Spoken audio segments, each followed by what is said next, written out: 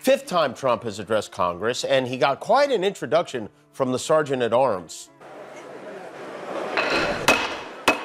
Mr. Speaker, members of Congress, please welcome Diaper Donnie, General von Schützenpants, Putin's Port Pucket, His Flatulency, the President of the United States, Donald Jellybelly Trump. Members of the Trump family were there. Eric was there, Laura, Don Jr., Jared, Ivanka, even Melania showed up, so the Democrats weren't the only people who hate him there. Trump walked into Congress with his chest puffed out like he owns the place, but 52% of Americans straight up disapprove of him. That's right, more than half the country thinks he's doing a bad job. Kimmel nailed it when he called it a night of pomposity and circumstances. While Trump was busy bragging about making America great again, egg prices are through the roof and the stock market's taking a nosedive. Funny how he forgot to mention those little details, isn't it? Before we move on, I'd like to ask you a small favor. If you appreciate this content, please take a second to like this video and subscribe to the channel. Over 98% of you watch the videos without subscribing. It costs you nothing, but it makes a huge difference to us. So, did you click the subscribe button? Great. Thank you so much. Now back to the video. When Trump waddled into Congress for his address, he might as well have been wearing a crown and carrying a scepter. But Jimmy Kimmel wasn't having any of this royal treatment. Instead of referring to him with the respectful title of president, Kimmel unleashed a creative arsenal of mockery that perfectly captured the absurdity of the moment. Trump went into the speech tonight with a negative approval rating, which is rare for a new president. According to a new poll from CNN, 52% of Americans do not approve of the way Trump is handling his job as president. It's like we remarried an ex-husband and now we're like, oh, right, he cheats and steals and farts and snores all the time. Many of the president's closest allies were at the address tonight. Disapprove of Trump. 90% of Republicans approve. First of all, who are these crazy 10% of Democrats who approve of what he's doing?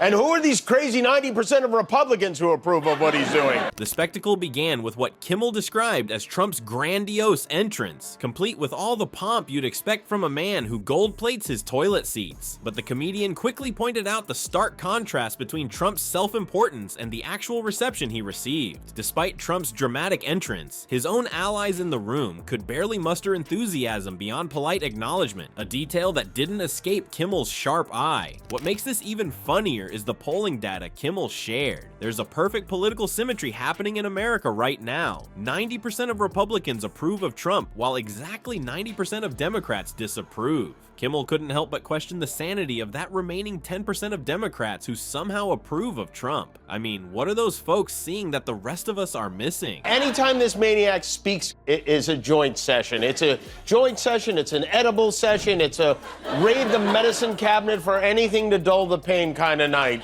Mostly English-sounding words semi-coherently strung together without any visible on-air defecation, a masterpiece. Sean Hannity really has a way with words, and tonight was no exception. His speech started late, and I guess they were waiting for that last coat of shellac to dry on his face, but the reviews are in, and guess what? He did great, according to Fox News anyway. The funniest moment came when Kimmel compared Trump's return to politics to America foolishly remarrying an ex-husband. As Kimmel put it, oh right, he cheats and steals and farts and snores all the time. It's like the country collectively forgot why we broke up with him in the first place, then decided to give him another chance despite all the red flags. Even Elon Musk wasn't safe from Kimmel's comedic crosshairs. The late-night host dubbed him America's highest-ranking Dogebag, who was spotted clapping like an imbecile for Trump during the address. Apparently, being worth billions doesn't buy you immunity from Kimmel's ruthless commentary. And the waiting game before Trump's speech. Kimmel suggested they were simply killing time until that last coat of shellac dried on Trump's face. The image of Trump's team frantically applying orange makeup while Congress waited is almost too perfect. That dried shellac on Trump's face must have seeped into his brain because he kicked off his speech with an alternate reality check. And Trump said, our momentum is back, our spirit is back, our pride is back. And not the gay kind either, the regular pride. What he's talking about, I have no idea. The stock market's down, consumer confidence is down. I'm sorry to announce, Trump spoke. He laid out his MAG agenda for the next 4 years. They include wildly unpopular tariffs, abandoning our allies, buddying up to Russia, tax cuts for the rich, and turning Gaza into Atlantic City. Now, the only things that are high are egg prices and Elon Musk. Look at, there's Elon looking for people to cut loose. It would be really funny if he fired Trump just one day.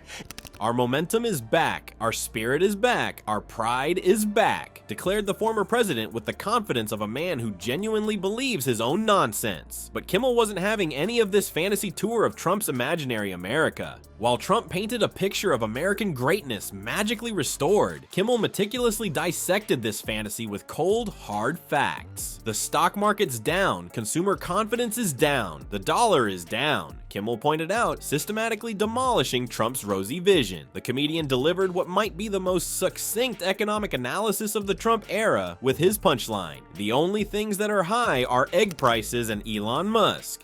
But the peak of Trump's delusion wasn't just his economic fairy tales, it was his executive order making English the official language of the United States. This from a man whose relationship with the English language is tenuous at best. Elon was in the House tonight in his official capacity as America's highest-ranking Dogebag, and these guys they're doing some job. I don't know how he gives an address like this with a straight face. It was a ridiculous speech. He talked about a guy hitting a woman in the face with a volleyball. He bragged about his $5 million immigrant gold card. He said he's put an end to transgender mice. The Dow dropped 1,300 points over the last 2 days. A dozen eggs cost more than a haircut. Planes are falling out of the sky. Canada's booing our national anthem. Trump just waddles up to the podium to announce that America is great again. Kimmel tore into this hypocrisy by rolling clip after clip of Trump's greatest verbal disasters. Remember Kovfef?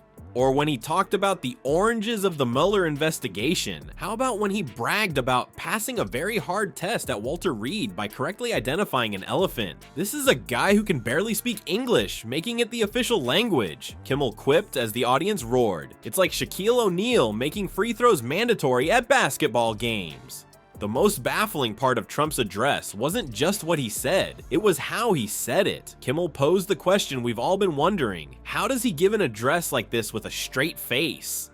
The disconnect between Trump's confident delivery and the absolute fabrications coming out of his mouth is truly astonishing. It's like watching someone confidently announce they've discovered gravity while floating away into space. Kimmel didn't just stop at the economy either. He expanded his reality check to include the Boeing planes that have been falling out of the sky, and even pointed out how Canada has been booing our national anthem. These aren't exactly hallmarks of a nation that's regained its global respect and admiration. As the dust settles on Trump's congressional address, we're left with a fantasy world where everything's peachy despite what our own eyes and wallets tell us. Trump's superhero complex has him swooping in to save a country that, according to actual economic indicators, isn't experiencing the comeback he's selling. The real genius of Kimmel's takedown isn't just the jokes, it's how he exposes the fundamental disconnect between Trump's make-believe victories and the harsh realities hitting average Americans. When Kimmel pointed out that making sense isn't really our thing anymore in American politics, he nailed exactly why his comedy hits so hard. Americans aren't just laughing at Kimmel's punchlines, they're nodding along because finally someone's acknowledging the gaslighting happening every time Trump opens his mouth. The emperor isn't just missing clothes, he's missing a reality check.